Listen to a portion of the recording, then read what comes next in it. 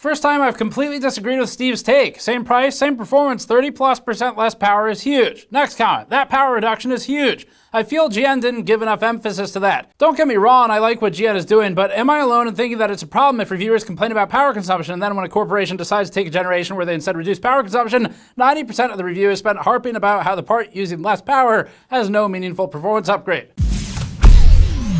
We spent the last week straight deep diving into Zen 5 CPU efficiency because of comments like those and dozens of others, and actually we found that Zen 4 is sometimes more efficient than Zen 5. This chart shows the VID max of our 9700X versus our 7700 when both are locked to 60 FPS, with the 9700X running higher voltage. This one shows the power over time, and while we see our Zen 5 CPU drew far less power in the loading screen for the game, it also draws significantly more power at times in gaming scenarios, which comprise more of the total experience, unless you're playing Starfield, which is a loading screen simulator. This chart shows the FPS per watt in Phantom Liberty, where the 9600X in particular gets crushed by not only the 7800X VDD, but also by the 7600 and only barely equates the 7600X. This one shows simulations per watt hour in Stellaris, where the 9000 series surprises everyone with its lack of efficiency. CPU efficiency isn't that straightforward to measure because there's so many different variables and ways to look at it. We talked about this last year in a dedicated deep dive methodology piece that we'll link below. We're showing some of it on the screen now. Gaming workloads can consist of times when a CPU is both efficient and inefficient, depending on what it's doing. Loading the game is different from playing the game, and 100% isn't 100%. It means different things depending on how you're looking at it. You could be 100% bound on a single thread in a frequency-intensive scenario. You could also be 100% bound, meaning no limit beyond improving the CPU on all threads, all doing work, like in a render workload. You can also be neither, and be instead 100% bound on the cache, like in, say, a specific compile benchmark.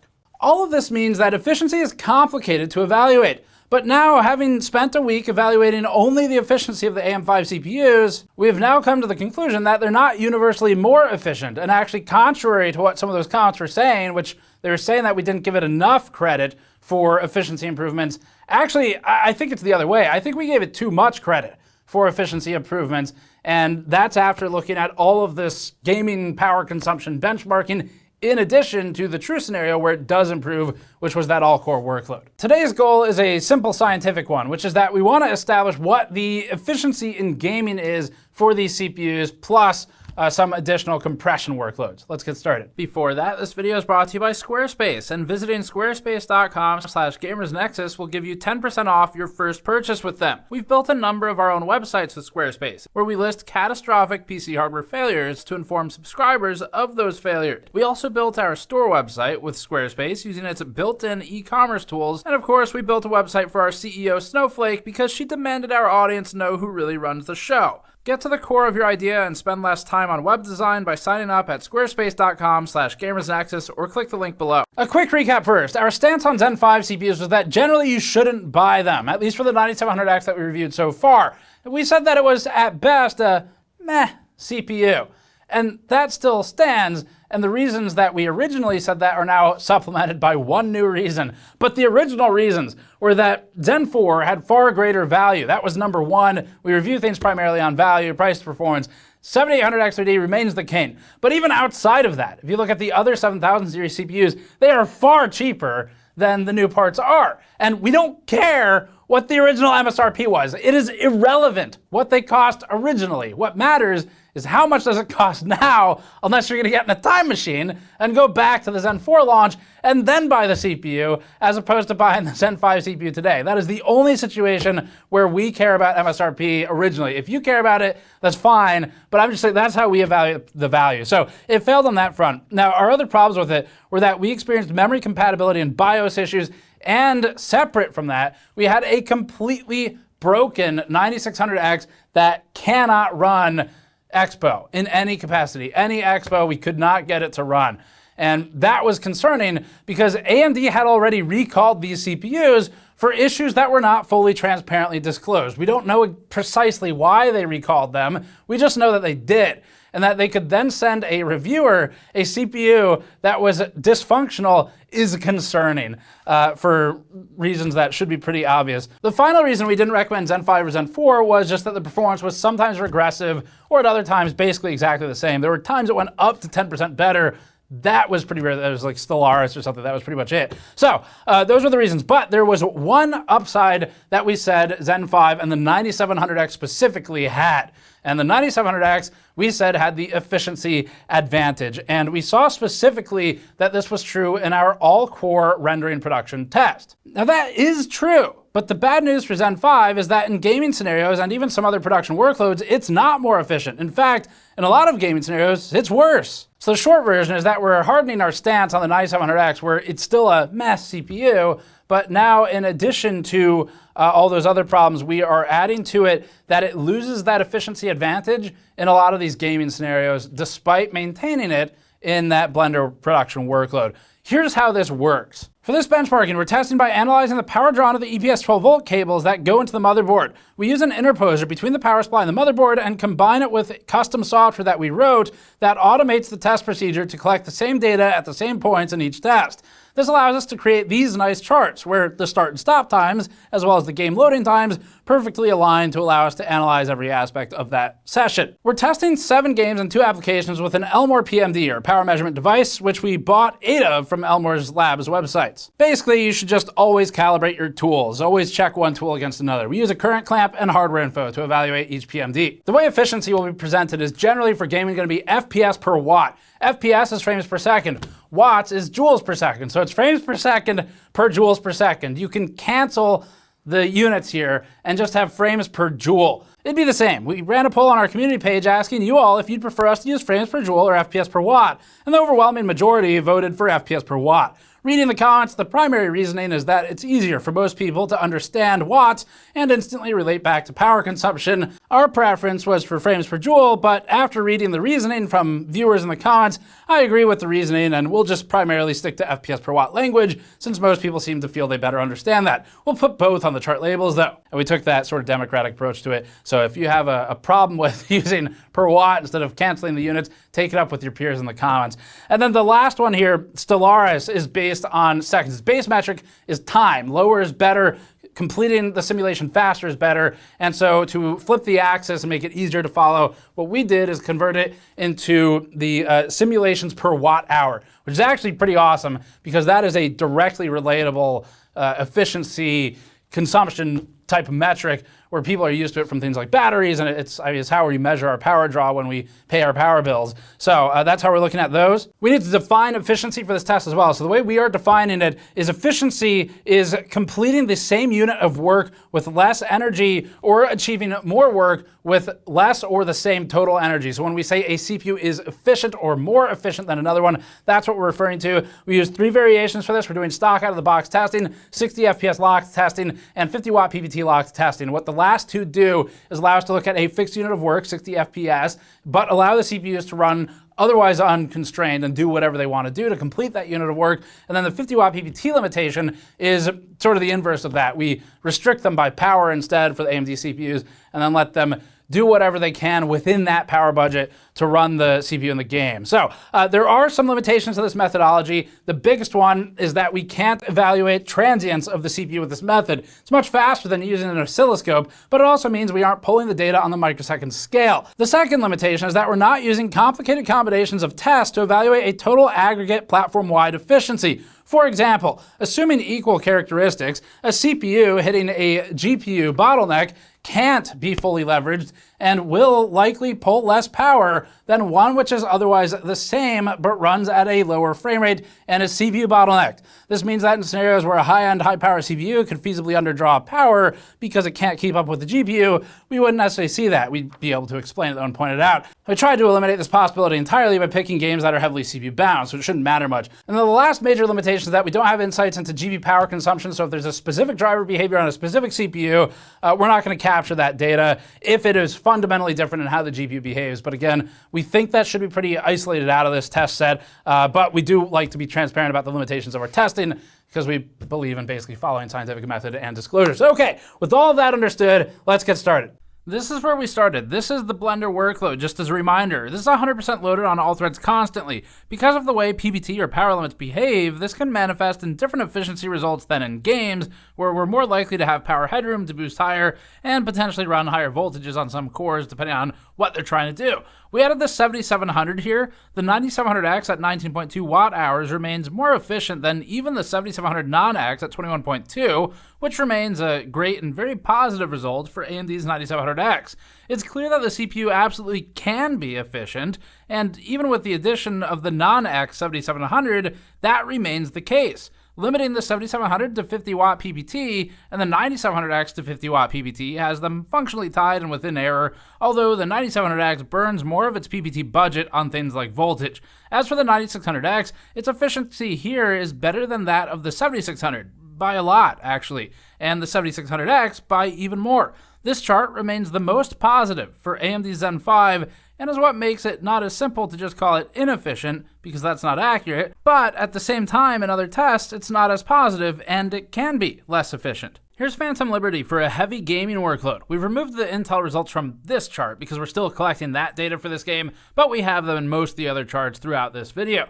The 7800X VD is a clear leader for stock CPU performance at 3.3 FPS per watt, followed by the 5700X 3D at 2.7. Both are at about 65 watts, making them again directly comparable and functionally power normalized. The 7600 is also nearly power normalized at 2.5 FPS per watt here. The 9700X pulled 80 watts in this test, resulting in a 2.2 FPS per watt result. It ties the 5700X 3D for frame rate, but is less efficient. The 9700X was technically more efficient than the 7700 non-X here by a fraction, but they're basically tied.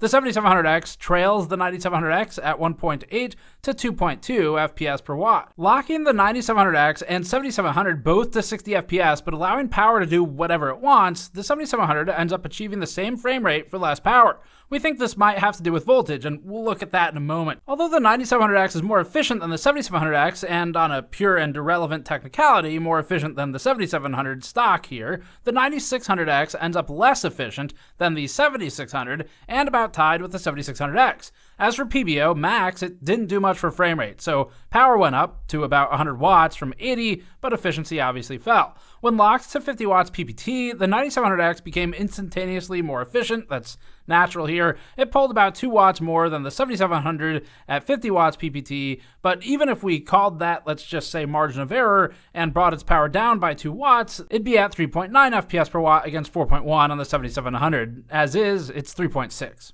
Before the research charts explaining the interesting behavior here, we need to see some of the 10 and 30 point highs. So for this, we're doing a very simple average of the 10 highest spikes and 30 highest spikes during the test. And again, we can't look at transients with this particular benchmarking. So this means that we're including not just the gaming, but now the loading period. Loading screens can sometimes run higher power consumption than the gaming itself. This also is not an efficiency chart. It's just power consumption in watts at the EPS 12 volt rails. Here's what's interesting. In favor of Zen 5, the 9700X at 80 watts average had 10 point and 30 point highs that averaged much closer to baseline at just 81.7 and 80.8. The 7700X, meanwhile, had highs up to 121 and 115 watts.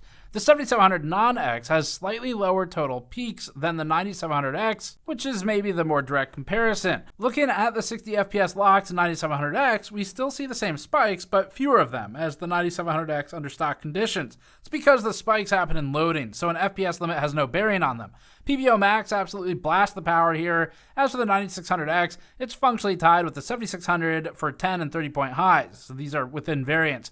And then the 7800X 3D deserves recognition for its relatively low spikes. This chart shows the CPU power over time for each of the CPUs in this load. Before each averaged power period, we can see large spikes in power consumption that correspond with the loading screen. These will show up in our 10 point and 30 point highs later. You can see the 9700X and 7700 both spiking to around 80 watts in these periods. During gaming, though, the 9700X is consistently higher in power consumption than the 7700, despite being locked to 60 FPS on both and having technically the same TDP. If we plot the max VID, the 9700X is running higher point to point when looking at maximum per interval without oscilloscope resolution. It's in the 1.32 to 1.38 range, whereas the 7700 is in the range of 1.27 to 1.32. Looking now to VDDCR, VDD, SVI3TFN voltage, the 9700X ends up in the 1.33 to 1.34 area, whereas the 7700 was typically around 1.29 to 1.30. Looking now at V-core from the motherboard sensor and software, we see another 1.30 to 1.34 difference favoring the 7700 with lower V-core. Finally, for frequency, the 9700X was frequently spiking toward 5400 to 5500 MHz in this game, with expected fluctuations based on the game load.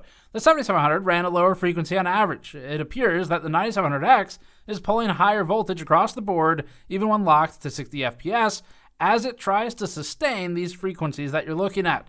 Also, in situations where the older CPUs become architecturally bound, such as Final Fantasy later, the 9000 series is able to run a higher frame rate and bypass some external binds. This also leads to higher power because it's less bound. In this instance, though, the voltage is largely part of this. That gives us an explanation for what we're seeing, so let's move on. Here's Final Fantasy XIV Dawntrail. In this one, the 7800X3D returns as the most efficient CPU, and by a long shot.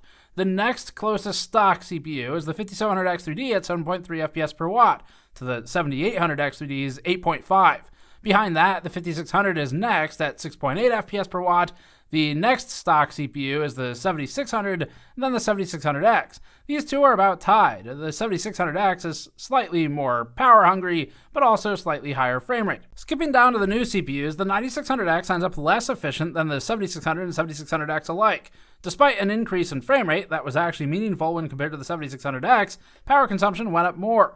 Even though the 9600X has a TDP of 65 watts and the 7600X has one of 105 watts, you can see that the 9600X is pulling more power during the gaming. But this isn't always the case. You'll see in a second that the 7600X can pull more when loading the game. It makes this whole comparison very messy and difficult to really nail down which one is always more efficient because they change. This is something we spent a day investigating, and we'll get to our best explanation of that in a moment. But the data is repeatable, and referencing our data from last year, it appears consistent with this specific game. Locking PPT to 50 watts gets the 9700X and 7700 closer to each other, with the 9700X pulling ahead even in spite of a slightly higher EPS 12-volt power consumption reading. This is a game, though, where FPS lead is meaningful at 9% over the 7700, just like the 9600X saw around 14% over the 7600X and 21% over the 7600. In the rare scenarios where the newer CPUs are actually able to get more than a 3 to 6% improvement, it seems that the efficiency scales more favorably than we've seen when normalized for power. Intel's performance here is unfortunate. It's at the bottom of the charts once again. Here's the research into that behavior of the 9600X and 7600X, which we're plotting because it has a higher TDP and PPT than the 9600X, but pulled less power in the same test when gaming. First, for power over time, you can see the 7600X does actually burst significantly higher than the 9600X in some loads. It's not as simple as just measuring the power in the gaming, which makes our job really difficult because we have to make a lot of judgment calls for time in these reviews. But anyway, the load at the start when we're loading the game is in that first 40 seconds or so. The 7600X pulls around 115 watts at the peak when it's first launching and loading the Dawntrail benchmark. The 9600X is pulling around 80 watts in the same scenario. So in fact, it's far lower power in this workload. This doesn't show up in the gaming averages because it's not during the gaming, and it's also a shorter time window. Once you're loaded, you're probably playing it for a while. In subsequent loads, the intensity is reduced, but you can still see the 7600X spiking to around 100 watts in the second pass, whereas the 9600X is around 78 watts. Once we get in game, it's a different scenario. The 9600X pulls around 20 watts more power in many of these sections of the game test. Here's the max VID chart for Final Fantasy Dawntrail. In this test, the 9600X plots 1.36 to 1.37 maximum VID point to point. Keep in mind, again, this is done with software logging, not an oscilloscope, so we're not catching any spikes that might be on the scale of microseconds. We can't see transients here. Even still, the 9600X maintains a higher max VID than the 7600X for this entire test sequence. The one exception is during our initial load of the game and its assets in the area before 40 seconds. The 9600X has far lower max VID, all the way down to 1.14 to 1.18, whereas the 7600X is in the 1.34 range. Looking at VDDCR, VDD, SVI3TFN, the behavior is replicated. The 9600X is lower in the loading screens, but higher in the game. We think this is to do with CPU core utilization, where Final Fantasy has a known favor to CPU frequency on fewer cores. So in other words, a 6-core CPU can outperform an 8-core CPU from AMD in this game if the frequency is a little bit higher, and here we're seeing that higher frequency come into play. Here's the motherboard V-core sensor and hardware info. In this one, we see a repeat of the behavior, just on a different sensor. 7600X is generally lower for V-core as measured here when it's actually in the game. And here's the frequency chart. In this one, the average all-core frequency has the 9600X basically pegged to 5450 megahertz, which explains the behavior we were seeing entirely. The 9600X is holding a much higher clock at times, whereas the 7600X is fluctuating constantly with an average of around 4900 to 5000 megahertz. The 9600X is getting most of its 9 to 14% performance bump, depending on which R5 you compare against, as a result of this behavior. It's also running higher power consumption because of it. Let's move to Stellaris. This one's interesting because it's one of the games that plots a larger difference favoring the newer CPUs in the actual performance. The 9700X had an actually meaningful gain over the 7700X here and over the 7700 for simulation time. This chart shows simulations per watt hour, so it's a little different. The base metric for this benchmark is time, not frame rate, with the original test data being simulation time measured in seconds. In this test, the 7800X3D is again supreme at 3 simulations per watt hour. The next stock CPU is the 7600 at 2.5, and then the 5700X3D. In this test, the extra cache on high-performance CPUs doesn't affect the performance as much in total. The 5600 is tied with the 5700X3D for simulations per watt hour, as is the 7600X. The new CPUs are further down. The 9700X is less efficient in this game than the 7700X and 7700 alike, and the 9600X is likewise less efficient than the 7600 and 7600X. In the case of the 7600, the 9600X falls far behind. The 7600 is actually 32% higher in rank here. Intel lands at the bottom again, as is predictable for its power consumption. It's just at the far end of that curve where they're blasting the power and everyone knows it. As for AMD, locking to 50 watt PPT caused the 7700 and 9700X to be equal in this test, contrary to the stock performance where the 9700X trailed the 7700. Now for F124, this one's good because the high frame rate makes it easy to work with some numbers. The stock 7800X3D crushes everything else on this chart, and that includes the 9700X. Despite its all-core efficiency in some workstation tasks, the 9700X pulled on average 79.6 watts in this test against the 7800X3D's 55 watts. And since it was also lower frame rate at 380.2 FPS, to the 7800X3D's 458.1, the 7800X3D is a clear winner. It really is the best gaming CPU right now. Not only is it higher frame rate, but it's lower power. Even the 2-generation-old 5700X3D is leading most of this chart. What's super cool is that they run at the same average power, which means we accidentally end up with an additional controlled variable. That means we've isolated for only FPS. So at the same power, or power-normalized ISO power, the newer 7800X3D is 28% more efficient. Actually, the 7600 non-X also ends up power-normalized by pure coincidence. At 54.9 watts, it runs a 5.8 FPS per watt average, and is the most efficient out-of-the-box CPU without X3D that we've tested in this game so far. The 7600X is basically tied with it since the power draw went up slightly. The older 5600 is also in this area, and then the 9600X, being a 65-watt TDP part, shows itself to be less efficient in the actual gaming workload when compared against multiple generations of both the X and non-X R5 CPUs. Intel sits at the floor here, but notably you can see that the 14900K doesn't draw the insane amounts of power it does in an all-core production workload. This goes back to what we were saying about games being generally lower intensity, or at least more volatile. Now we're adding a few entries to the same chart. We'll highlight the 50 watt PPT, 7700, 9700X, and the FPS lock to 9700X and 7700 non-X. The 50 watt PPT entries run at almost 311 FPS for the 7700 and about 316 for the 9700X. With the 50 watt PPT setting in BIOS, the CPUs ended up about 35 to 37 watts for EPS 12 volts. This boosts their FPS per watt above the 7800X3D, but obviously you could play the same game with the 7800X3D, drop its own PPT, and leapfrog them too. The point, though, is that the CPUs can be more efficient than stock, but you obviously start losing a lot of performance. Here we dropped 17% FPS from the stock 9700X. Locking the frame rate to 60 FPS still has the 7700 as above the 9700X. These two shouldn't be compared to anything else. The efficiency appears as much lower because we've just cut hundreds of FPS off the frame rate. But a baseline level of power is still necessary when even running a CPU, even just for stuff like the I/O die. Once again, it appears that the 9700X only deserves efficiency credit in some specific workloads. We'll look at another heavy gaming workload next with Starfield. In this one, the 7800X2D is again the leading stock CPU. The 7700 is distant behind it and tied with the 5700X3D, both at 1.6 FPS per watt.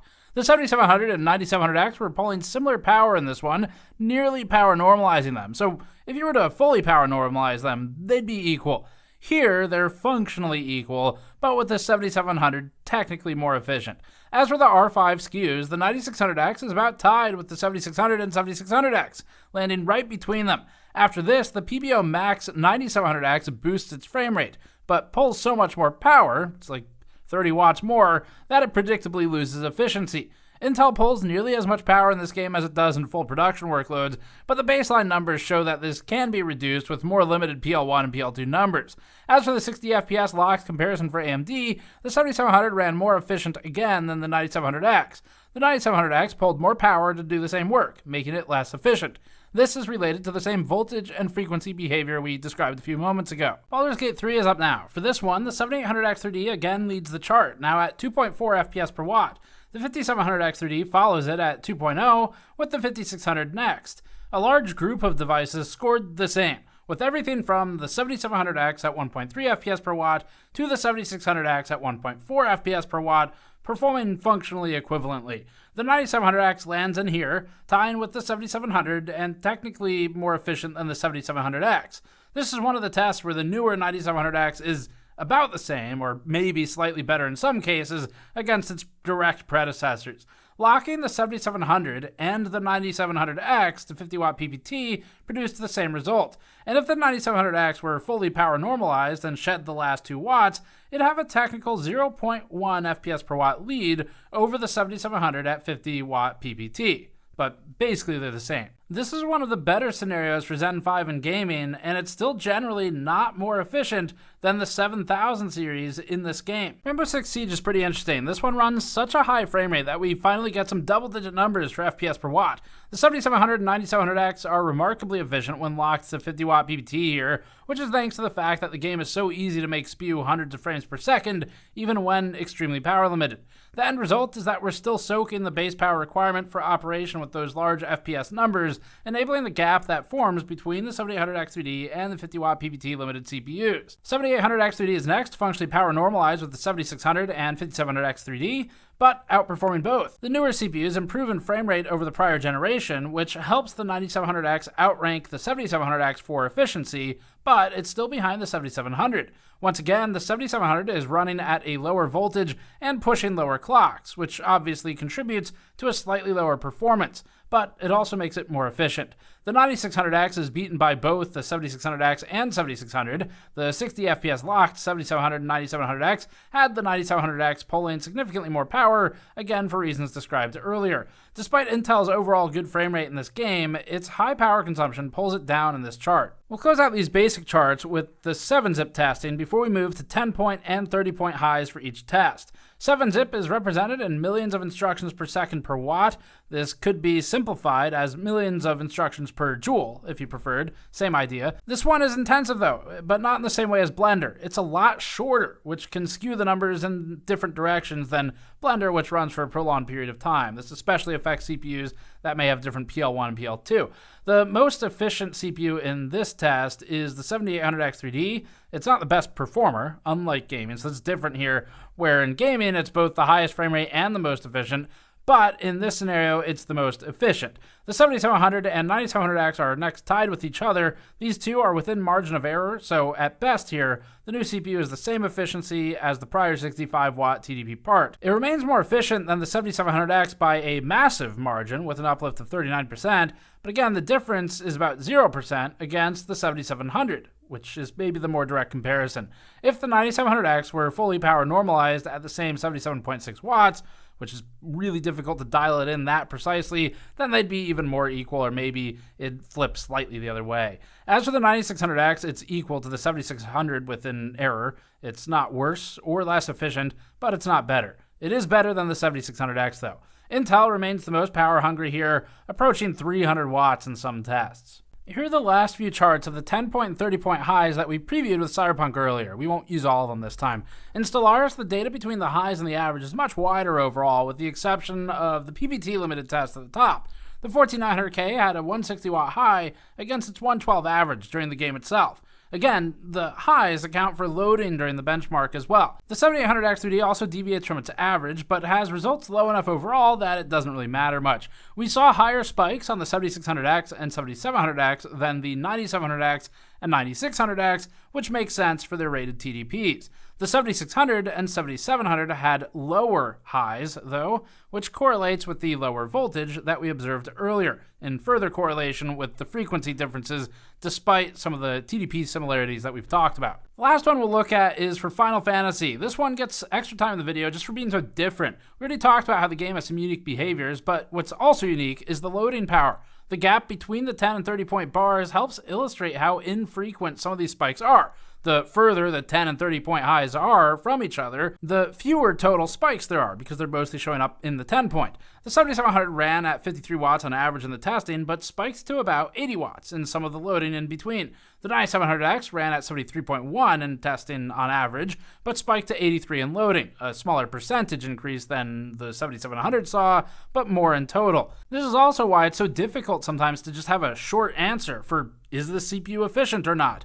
To fully analyze it, we'd probably need some more measurements like total time loading as well, or something like that. Finally, as for what all this means, we'll put it into perspective with a simple chart. This looks at the heaviest gaming workload we tested, Cyberpunk, calculated as a measurement of kilowatt hours for energy cost. Because cost for just a CPU for electricity is relatively low, we went with the extreme. This is total shut-in, 8 hours a day of gaming for a full year.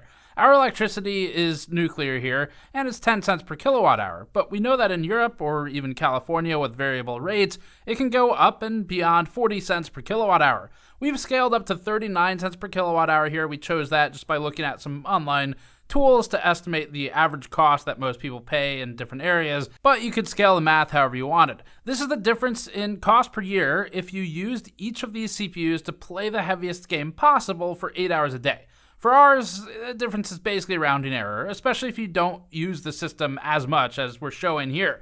If you were to use the 5700X VD for 8 hours a day of gaming in a year, it'd cost you about $19 at our electricity rate. For the 7800X VD, the numbers are about the same. The 9700X would plot at $23 for the floor in these conditions, or $91 for the ceiling. Obviously, all of these numbers decrease with less use, so let's just say you were at 4 hours a day, which is still a lot. You cut them all in half, so 20 suddenly becomes 10. And of course, it also increases if you have higher electricity cost. This isn't a benchmark, it's just math, so you can apply this to your own situation. You could go Google search a kilowatt hour cost calculator and estimate your hourly usage. It'd be pretty easy to just run the numbers yourself. Likewise, if you were building a rendering machine and running it literally non-stop, the 9700X would be a lower cost per unit of work completed than a lot of the other CPUs, but it would easily be beaten by eco mode parts like the 7950X or Threadripper. We've shown those in past videos. So that's it for this video. I'm not going to try and do a super short version and recap all of the charts and information in one section because my concern is I don't want to do a disservice by leaving some of the nuance out that really mattered just to try and make it shorter. So sorry, you'll have to watch the charts. This is a complicated subject. We've already kind of walked through it last year, but what I will shorten is that we are hardening our stance against the 9700X. So we already didn't think it made sense from a value perspective, and for all the reasons I listed at the beginning of the video, we now feel like it makes even less sense because it is losing that efficiency argument that it had. And again, contrary to those comments that said we didn't give it enough credit for efficiency, after looking through it all, we take those comments extremely seriously. I do appreciate them. It is why I just spent the last week sleeping in the office running the test. So genuinely, those comments matter to us and we care a lot. However, we came to the opposite conclusion than I think what people wanted us to come to, which is that we now feel like the 9700X really only has that efficiency argument in that workload. and it does not look like it is generally more efficient elsewhere. So we didn't think it made sense to buy. Now we really don't at the moment. That will probably change as the price changes. It's going to be the key here, as it always is. It's the only variable that AMD can really change post-launch in a way that matters. We are also applying this stance to the 9600X. We haven't posted a review of that yet. So the preview of it for you all is that we're recommending against it. There's better options, we think. So again, previously the reasoning was because Zen 4 had better performance in some situations. Sometimes Zen 5 was regressive. It was far better value. It was more reliable for us. I know not everyone has that experience, but we had that problem with reliability, with memory and expo compatibility. And I mean, I was talking to Patrick about this. Patrick's the one who had to fight our test platform for actually 2 days. He lost 2 days of testing originally because the CPUs were just not working the way they should. Both of them had problems, different ones. And he said to me, I'll just quote him, he said, "I believe AMD when it says it was an architectural overhaul because on Zen 4, the memory worked and now it doesn't."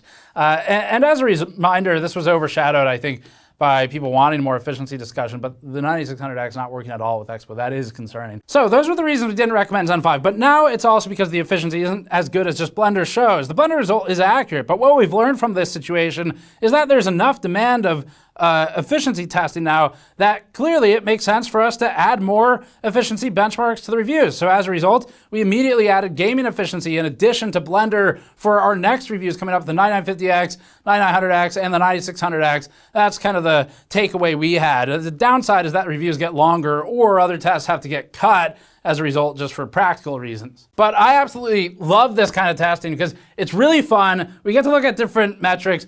I get to play around with fun sort of philosophical questions of, do we cancel the units or do we not? It's really satisfying to cancel the units. I want to cancel the units. But we talk about sort of the philosophy of what do people best understand and how can they best apply it to their purchasing decisions versus, you know, the other option. So anyway, it is really fun to do this kind of stuff. I am thrilled that there's enough demand for this type of detailed testing now that we can do it and people actually watch it. That's pretty awesome. Thank you for that. And genuinely, thanks for posting the comments because it's the reason that we just spent a week looking into this. The findings are pretty interesting and they're not what I would have expected. And apparently a lot of the commenters initially before those the testing came out for these processors. So one more thing here, behind the scenes, AMD gave reviewers almost no time with the CPUs. And I've been thinking about this a lot. So factoring in the fact that we received 2 CPUs that required 2 days of troubleshooting to even get running. This meant that time to expand testing was very slim. AMD originally spent 3 weeks promising and not delivering review samples. That is a huge problem because if they had at least said, hey, we're not going to have them for 3 weeks, then we could have set our expectations. But because the goal post was constantly moving, it was impossible to plan for. And when companies do this, I always get cynical. This is something I really think the audience needs to think about too, which is if a company is controlling the review window to shorten it as much as possible, there is a possibility that there's a genuine massive problem, like logistics or otherwise. There's also a possibility, or maybe they're combined, that this benefits the company because giving people less time with it, if you're going to try and deep dive into something and you pick a branch to go down, these are all branches testing. If you pick one branch to go down, for us it was memory compatibility, this thing's not working like it used to, what the hell's going on? You're not going to have time to also branch other directions and find more problems. And so it really narrows the scope for how many problems an individual outlet can test. And so I always look at that cynically, and it's just like you look at the totality of AMD promising CPUs for weeks, recalling them, and then still being kind of late in shipping it and giving max a week if everything works properly, if it arrives on time, realistically a matter of sort of 4 days to really complete the testing in full. That it makes us wonder if AMD knew this was going to be a problem and trying to limit how much people could really dig into it. But anyway, without the cynicism and all the sort of conspiratorial stuff, that's kind of it. If you want the recap of the results themselves, watch the video because it's too nuanced to shorten. But broadly speaking, I think this was a pretty fun test. Lots of interesting stuff. Head over to store.gamersnexus.net to help us out directly, or you can go to patreon.com/gamersnexus to help out there as well. We've got the brand new solder mats on the store with green, red, and yellow now joining blue. That directly funds our operation, and you can use code THISISFINE for 10% off on the store until it expires. And yeah, that's going to be it. Thanks for watching. We'll see you all next time.